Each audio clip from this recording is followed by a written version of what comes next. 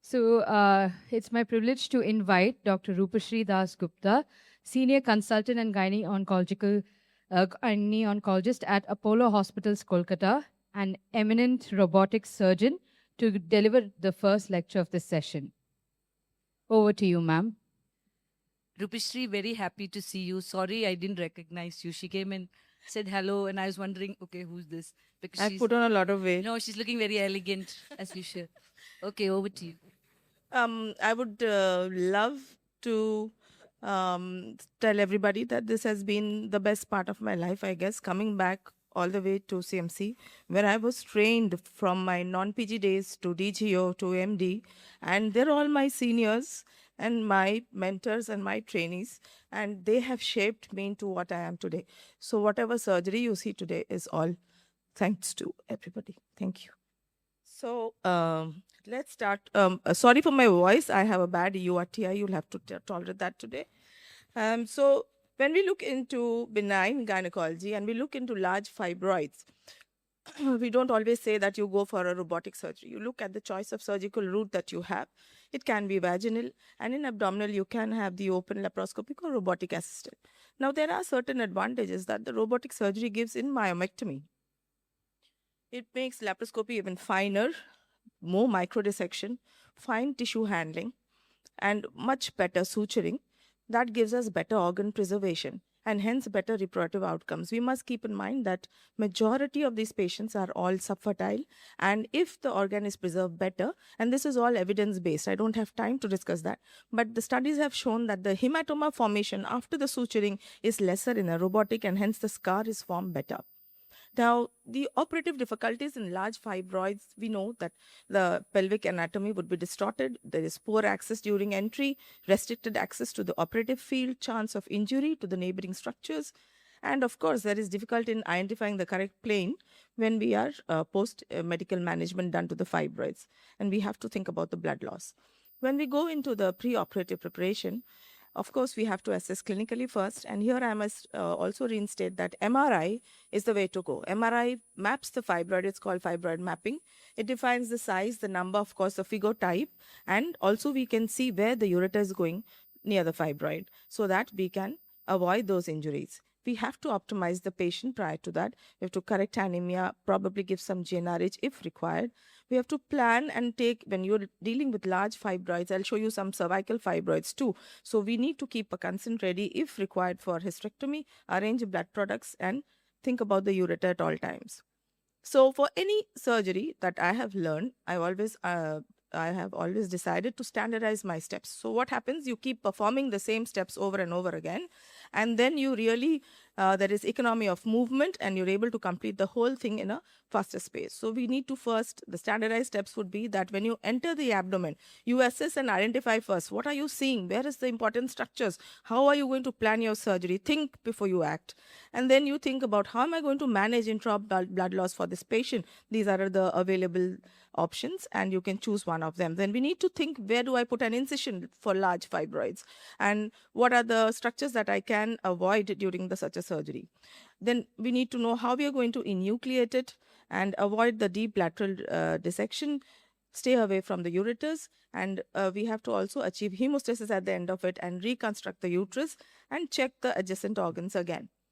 Let's move on because I have a lot of interesting videos. And so when I do a robotic surgery, I also have the Xi Da Vinci. So this is the head end of the patient. So if the fibroid is not very large, you can go with the camera in the umbilicus. When the ports need to go higher up when you have a very large fibroid, otherwise you will not be able to see or dissect properly when the myoma screw lifts up the fibroid. On the right side, you take the monopolar cutting scissor, and in the extra arm, you can take the tenaculum or the prograsper. I always put the lap assistant on the opposite side of the extra arm so that I have assistance from both sides. And of course, a bipolar I always take on the left. This is our robotic setup in Apollo.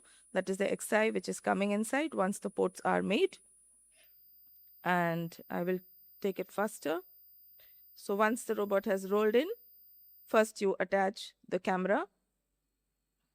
So there's something, now we are going to get this X or a green color button that comes in between. So that is for the arm alignment. Once the arms are aligned, and then we dock the camera, and then the targeting is done. So we put the camera in, look at the screen, and see where the center of the field is. And once this cross, you press on the targeting button, the arms get aligned in such a manner that the focus is at the center. So this is how it looks after docking. Assistant stands on the opposite side, and the arm 3 or the tenaculum for for myomectomy, I take on the right side. So a myomectomy surgery is always in 3 stages. The first stage is always incision and enucleation. So after that, the second stage is refashioning the uterus, which requires a lot of suturing. And the third is the specimen extraction. Let's go through a number of videos where I'll show you how to do a proper incision and enucleation. This was a case of a large fibroid, multiple fibroid uterus on a young girl. And as I told you that the MRI mapping is very important. So this is a coronal view. You can see that where the fibroids are. And when you look through the camera, the initial assessment that I told you, I'm going to see where is the ureter. I can see on the left side. So this is left, this is right. And the uterus is actually down below. And now I'm thinking where to put the incision. So I take out 3 fibroids. The tube is on the left on top, stretched out over that fibroid. And the right tube is down below. Then I decide now put the vasopressin. I just use a simple vasopressin. And then I decided to take the incision transverse on this patient because I can extend that transverse incision and remove all the 3 fibroids. So the 3 tips or the tricks that I would like to share with you during this is that first, think about the incision. Second, stay inside the capsule. The capsule is a neurovascular bundle. And when you stay inside the capsule, you will see in all my surgeries that there is hardly any blood loss. The capsule, because you're not injuring the blood vessels. Now, the second tip is that the myoma screw should not yank the fibroid out. The myoma screw, now I've turned the camera, you see it was 30 degree down, that camera went about and made it 30 degree up so that I can see the posterior surface. So don't yank on the fibroid with the myoma screw. Put the myoma screw at the base where you can lift it up, just a gentle lift. And use the bipolar as a, now on the right side you can see that the tenaculum is given a better traction because it's a very large fibroid. And you can use the bipolar to actually dissect. I'll show you how I dissect with the bipolar. Here the rectum, the sacral promontory is very close. And I know that this is not a Figo 2 or a Figo 3 fibroid. I'm away from the endometrial cavity, but I still don't want to. So use this method of dissecting with the bipolar and pushing up with the monopolar. So the monopolar can be used in so many ways, not just cutting. You can push with it too in a backward direction like so. And now once the posterior is done, then you come to the anterior part.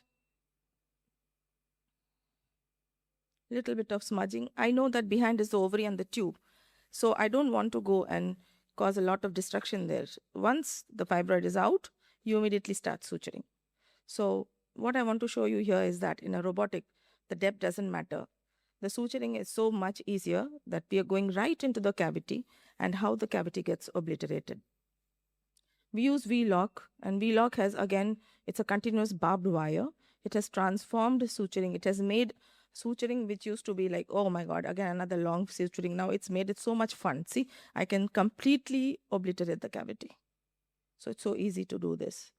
I will show you suturing better later on. Now I'm just showing you incision techniques. Yeah, so let's go to the next case after this. So I've removed all the 3, but and you can see that the tube and the ovaries are well preserved. Now coming to another case. In this case, the fibroid, which is on the posterior side, if you can see, is indenting the endometrium. It's a typical Figo 3, and you can actually open the endometrium if you're not careful. We don't want to do that because the patient will need a higher chance of scar rupture during her delivery. And this is your coronal section again, which is helping you with the view. So coming to the actual video, initially I did put the bladder down because I wanted to have, now I want to see a proper view. Where is the posterior fibroid? Now when you push it up, you see it's like this. There's one behind, there's one in front, the tubes on both sides. Where to put the incision? This patient has to have 2 incisions, one posterior and one anterior. I can't go through the endometrial cavity to get the other one. So this is the anterior incision. Once again, the 3 tips. Use your tenaculum. Use the myoma screw and then dissect. I'll go through fast because of time. Now again the posterior dissection.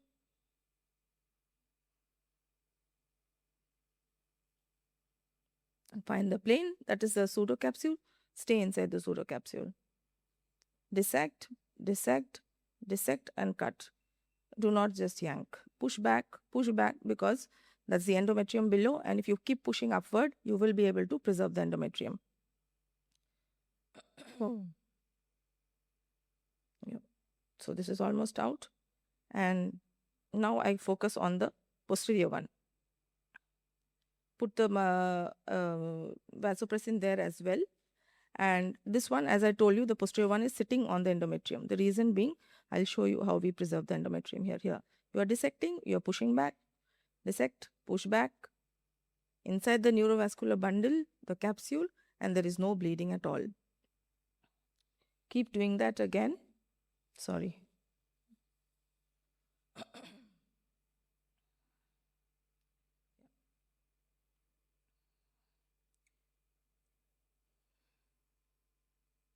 So here, if I have the laser light, I can show you. This is actually the endometrium coming up. And as we told you in the robotic, the vision is so well. The structure inside my bipolar is actually the endometrial cavity. And I just held it and I'm there pushing back and pushing back. So that's the endometrium popping out.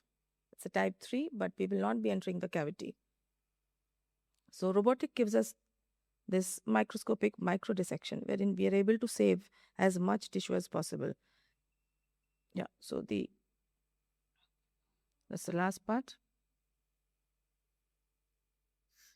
Here I'll show you some posterior suturing as well. So look at this. Now you need posterior suturing. This is difficult and challenging in laparoscopy. And just for an example, I'm showing you. Suppose you're trying to put it this way. You're not able to do it. But then you have an endorist movement, 360 degree. You can take the incision any way you want. Turn the needle around and then use a robotic arm to just come out with the posterior side. So throughout the entire process, we've already taken out 2 fibroids. There's no suction done. My assistant does not even come in with the suction, and there's hardly any blood loss. So these tips are very important, that where you're putting your traction with the myoma screw, stay inside the neurovascular bundle, and this is at the end of the procedure. Now let's take cervical fibroids. 3 cases, central, posterior, anterior. This was an interesting and challenging case. She came to us, she had 1 child, she wanted another. She had multiple fibroids in 22, uterine artery embolization done in 2024. Her symptoms were not controlled. She underwent laparoscopic myomectomy 6 months back before she came to us. They removed 2 posterior wall fibroids, and then they realized that she has a large cervical fibroid. She may end up with a hysterectomy. They closed the surgery, and the patient came back to us that her symptoms were not relieved. She's not able to get pregnant. On clinical examination, she had a large mass arising from the pelvis, which was around 20 centimeter, and you could feel that cervical fibroid when you're doing your clinical examination. Obviously, we did an MRI that showed it was a large cervical fibroid. However, the ureter was normal, but it was passing and coursing through the surface of the fibroid. Because of the large size, we also did an ADC value on the MRI, and which was more than 1, and so the chance of leiomyosarcoma was almost nil. And so what I decided to put an intraoperative stent into the ureter to prevent injury. This is a axial view. You will see the fibroid coming up, occupying the whole pelvis. That's the cervix on top there. And this is a coronal view. Without this MRI, we are not able to decide how to approach this. Initially, I thought I will not be able to. But then when I looked at the sagittal view, I realized that yes, I have a chance. If you see that the uterus is on the right side, and that's the uterus coming up. Yeah. So let's look at it from inside. A huge fibroid. As a lantern sitting on St. Paul's Cathedral dome-like appearance. That was the area of the previous scar posteriorly. Only that small thing is the uterus. Behind the swollen part is the previous scar. And then I realized that this is the bladder and this has gone right down to the cervix. I need a proper bladder dissection. Now, how do I put my incision? So I thought that since the ureter will be on the left side, let me go around. So let me start by putting the bladder down, and then I will search for the ureter on the left side. So see, the robotic procedure through which we do a bladder dissection is so easy with the robotic platform. You just dissect, you push. No matter how deep you go, you will be able to push the bladder without causing any injury. So till now, I have not used any vasopressin. And then I realized that I have to go deeper. So at this stage, I put some vasopressin. I put the Myanmar screw after the vasopressin so that there's no blood loss. And then that gentle tug that you give there is enough to pull it further and further dissect the bladder downwards. So here I've already thought that I have to prevent injuries to 3 structures. In fact, one is the bladder. Second is the ureter on the left side, which I'm very worried about, but I've already stented. And the third is, of course, the tube and the ovary on the left side. Now, this is further bladder dissection. Once bladder dissection is done, now I go laterally, open the peritoneum on the lateral side, and search for the ureter. At this point, I'm searching where is the IP ligament. If I find the IP, I know that the ureter will be just below and medial to that. So I'm searching for the IP. Now, finally, I've found the IP. These are all edited videos. I can't show you the entire thing. It's very long. Now, lo and behold, this is the embolized uterine artery. And that's the ureter behind, which we clip. And now, see, the ureter is stented. So it's behaving that way. And further dissection. Now, you know that that is the lateral leaf of the broad ligament. You can dissect that further. If you cut that leaf, the ureter is going to go down further. Your tube is very close. We are trying to preserve the tube and the ovary. And now you will see that the ureter will go down nicely. It's all about planes in myomectomy. And luckily, this patient did not have her GnRH, Udiliv, and that whole mixture of things that we keep giving, mifepristone, because that causes fibrosis, and then it's very difficult to find the planes. Now, once the ureter has gone down, I know now I need to proceed with the medial dissection. Now, if you can see the laser light, this is the cervix here. And so I've managed to take it off from the cervix. Now, this is the lower uterine segment here, this part. There's a laser light working or not. And further lateral dissection. So, retraction at this point, very important. I changed my tenaculum to the left side. And slowly, we then managed to take this out. Did not require any suturing either. And just wash that area. Yeah, so that's the ureter, preserve the cervix, fibroid is excised. So I'll come to specimen retrieval later on. This is a posterior wall fibroid. Because of lack of time, I'll just show you. This cervix, this is a posterior cervical wall fibroid. Now, where do we put the incision? Let's see the video. So look at this. I don't know whether to put it anterior, whether to put it posterior. I'm lost. I've seen the MRI. I know it's a posterior wall, so I decide to go with the posterior incision. And once we put some vasopressin in, this lady has had everything. She's had Udiliv, she's had, somebody has given her Udiliv, she's had mifepristone, and you'll see that the capsule here is very fibrotic. So microdissection.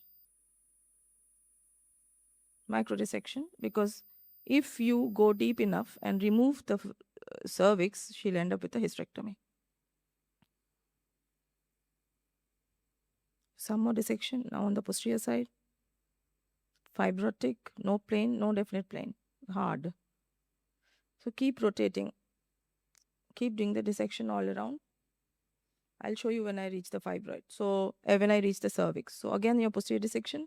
My assistant has, we have not put the manipulator because that can again rupture the cervix. My assistant has a finger inside the, she's doing a per vaginal examination and she can tell me that she can feel the cervix. And I'm not into it or I've not opened the cavity. So look at the vision here. Here, this is where you realize that you've reached the cervix. It's giving back. It's going back. See, that's the cervix.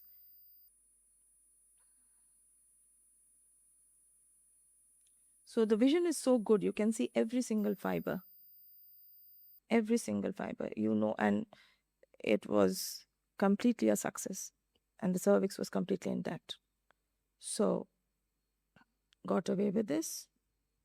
And this looks like this at the beginning after the excision, and at the end, it was like this. You've preserved everything. Yeah, so this was the picture. Let's take an anterior cervical fibroid. Now, this is an anterior fibroid. You can see that the uterus is sitting on top. The fibroid is below. I expected the bladder to be all over the place. And this is a view. We can't see the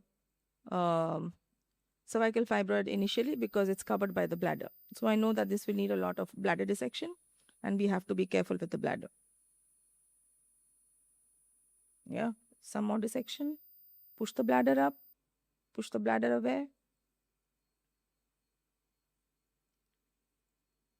It's a pleasure doing any kind of bladder dissection on the robotic platform. You can see every single fiber, and if you're careful enough, you will not injure. The trick is to use short bursts of energy on your monopolar. Don't keep the energy there for a long time if you don't want it going to the bladder. Some more dissection. See, the bladder's gone back, and now you can see the fibroid coming up. And it has a broad base. The entire anterior wall is, so I don't know where to take the next incision, so that I save the cervix as well. So keep going down till you see the base of the cervix. Some more dissection. Yeah, so now come to the anterior part. So I thought, let me go from the anterior side. See the traction that is being given by the tenaculum forceps. So the other tip would be use the third arm. Don't say that, oh, I will finish it in 2 arms. When it is a difficult case, you have a difficult surgery, don't compromise on your instruments. That was one of the things I was taught in CMC as well. Never compromise on your instruments. Do a dissection. Look at the bipolar helping you with the dissection. Now I know that the white portion, there is the cervix, and I need to push this up and away on the other side to get the plane. At this point, there's some bleeding, so I just put some vasopressin. And then further dissection. My retraction devices are just holding it, but it's not pulling it out. If you try to pull it out, it'll be the end of the surgery. Everything will come out in your hands. So the other thing in myomectomy is never pull, always dissect. Search for the plane. That's the cervix coming up.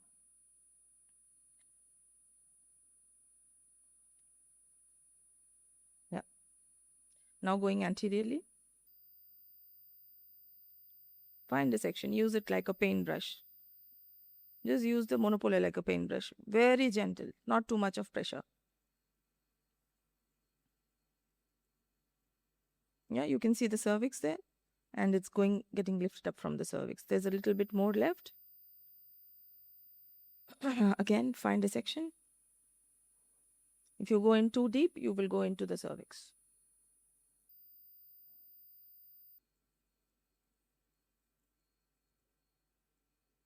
Yeah, you can see the cervix now. I'll just fasten this up. So that's the end of it. And this is how it looks. It did not need any suturing at that. Now stage 2, suturing and refashioning the uterus. I'll show you a beautiful video on a submucous fibroid. We tried everything to convert this into a hysteroscopic myomectomy. Gave her 3 shots of GnRH. Gave her mifepristone. Nothing worked. The size still remained as 4.8 centimeter. And I didn't want to go through the hysteroscopy part. It was a completely sessile submucous fibroid, type 0. So I thought, okay, why not robotically? Took it out robotically, and then you see how well we can preserve the endometrium. Don't take the stitches, don't involve the endometrium, stay away from it. Look at the vision, you can see how much to take, how much to leave. Some spots are there sometimes in the camera. At this stage, we know how to avoid that, but yeah.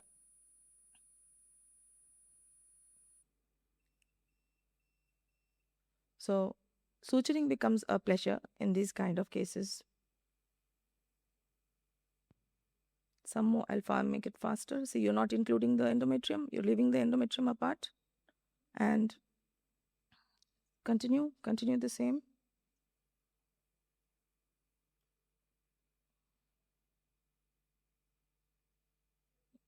faster. Okay, second layer now. Second layer. You can take the same stitch and go on to the second layer. Or as I did, I left that one layer, one stitch outside.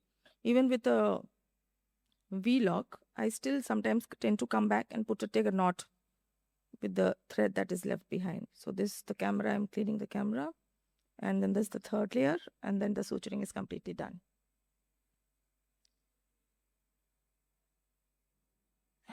So next one would be an anterior wall fibroid. This was a figure 3 fibroid. You can see the endometrium protruding when I do the surgery. I'm not showing the dissection.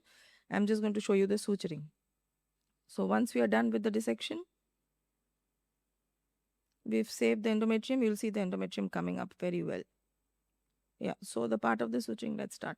The tenaculum can be used to even hold it. And that's the endometrium in the center there. You've not entered the endometrium. So the tenaculum can be used to hold the uterus in place also. It's giving just support from behind, just see. So that I don't need my fellow from below. It's giving me the support that I need, and I'm just suturing. So the first layer was over. We've covered the endometrium. There's the second layer going on, and now there's the third layer.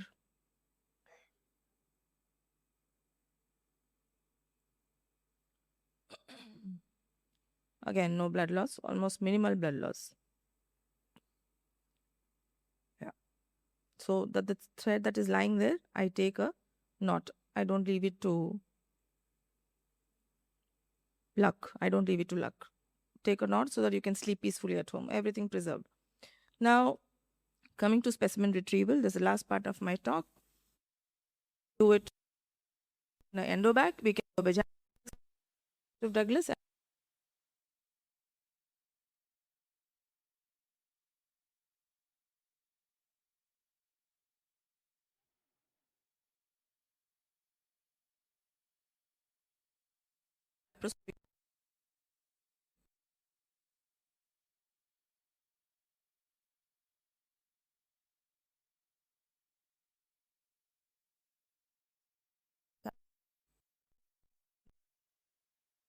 There's a so gives I put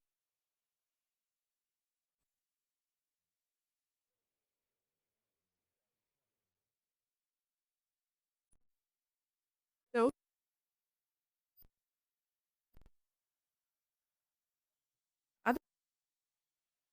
the other opening. Now, on the right side, if you see that the camera has gone into the tube that was taken out from the other side, and the morcellator goes in through the lap port, which is already 10 meters in. Now, this is blurred. I'll show it apart. Yeah. So,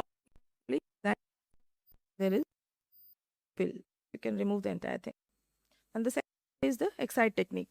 This is professed by Dr. Arnold Advincula. It's called the extracorporeal C-incision tissue extraction, wherein you don't use any instrument. It's just plain knife, cold knife cutting. We take it out like the peeling an apple. So what you need is a specimen retrieval bag. You can use a Euro bag for that as well. And you need a self-retaining retractor, which we put for wound retraction. I'll show you how we do it. So this is just a plain Euro bag. We've put the specimen inside. And we're going to take this Euro bag out through the 10 mm port that I showed you. The Euro bag is out with the specimen inside. And that's the wound retractor or the wound protection bag that you have. You just insert this, put the ring around, and open it up. When you open it up, what it does, it converts a 10 millimeter incision into a 2.5 centimeter, and that's all you need. Take the good valcellum, hold it up, and I have removed 3 kgs of fibroid also with this.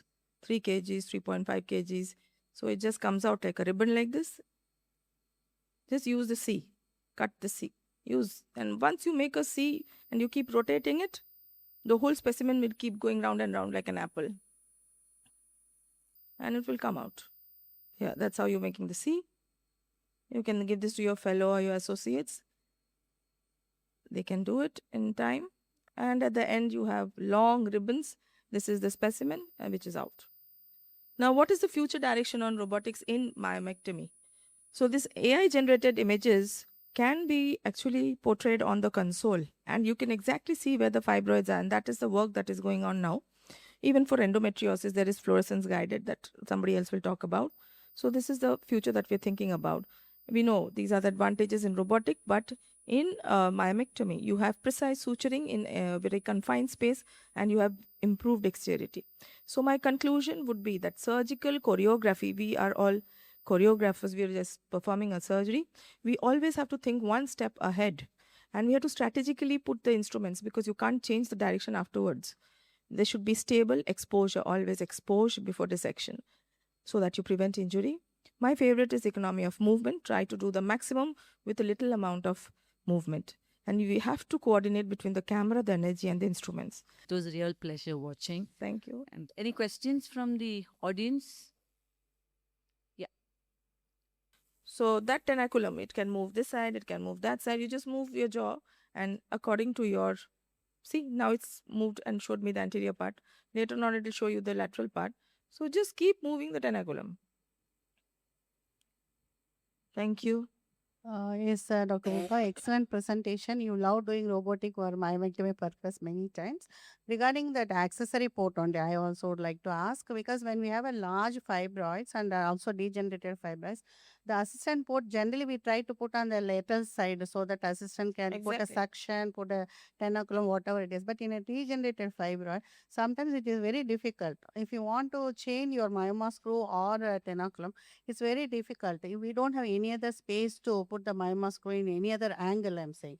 So how do you manage those things? So if you see that the large fibroid was a degenerated fibroid, it had all necrotic areas, because the large one, the large cervical one, it had all necrotic areas because So how do you manage? Because we need to dock out the robotic and then bring in the laparoscopy. Then how do you take do the it? large fibroid, push it upwards towards the liver.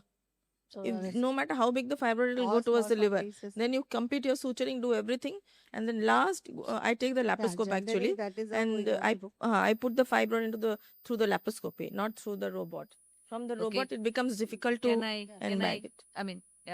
I think, can you all have a discussion later on? Shall we move on to the next? Thank you.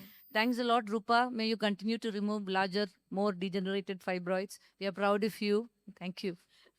No, I'm a gynae onco basically. Do a lot of onco work, and fibroids that do come inside, I don't.